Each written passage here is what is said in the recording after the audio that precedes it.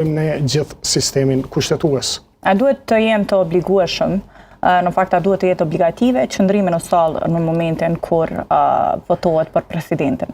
Se kemi të qartë që kushtetuta nuk e obligon, megjithatë shkruan në një farë forme që është pak a shumë i obligueshëm. Nuk ka obligim eksplicit, shprehimor.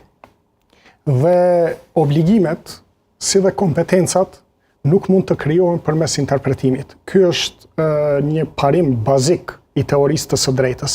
Prandaj edhe gjykata kushtetuese mendoj se nuk mund të nxjerrë një normë të re obliguese për deputetët që të qëndrojnë në sallë. Madje gjykata edhe te rasti Pacolli, po edhe në disa raste tjera e ka bërë thirrjen që të gjithë deputetët duhet të qëndrojnë në sallë. Mirë po, në këtë rast termi duhet, a ka në karshillukun e vet ndonjë sankcion? Jo. Zgjidhja e kësaj është që me ligj të rregullohet kjo çështje, ose edhe në nivel kushtetues. Pra, po atëherë ka vullnet që vetë deputetët të nxjerrin një ligj që nesër mund t'i penalizojë ata. Edhe këtu po kthehemi te ky rrethi vicioz.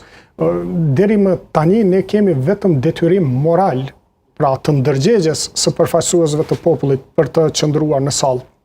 Mirë po, detyrim juridik fatkeqësisht nuk kemi. Në fakt në situata të tilla i bie që edhe partitë politike mund të kalkulojnë të bëjnë marrëveshje apo jo dhe të kenë edhe ndoshta një farë forme indirekte të përfitimit të tyre kur vjen puna për ta zgjedhur presidentin dhe them që e përmendi edhe çështjen shembull në këtë rast e përmendet në fakt ndryshimet kushtetuese të cilat do duhet të përfshinin edhe votat e komuniteteve që i bie të ketë vota edhe nga lista serbe dhe minimum 4 nga lista serbe. Nëse 10 votojnë të gjithë komunitetet jo shumicë jo serbe, 4 duhet të jenë minimalisht nga komuniteti serb. E qartë dhe e shpjeguar në mënyrë shumë të qartë për gjithë shikuesit e gazetës.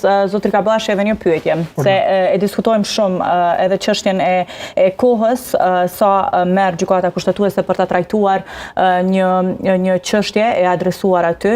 Shembull, kemi komentuar vazhdimisht edhe ato kërkesat e njëpasnjëshme, të cilat vinin nga partitë politike në vitin e kaluar, kur bëhej fjala për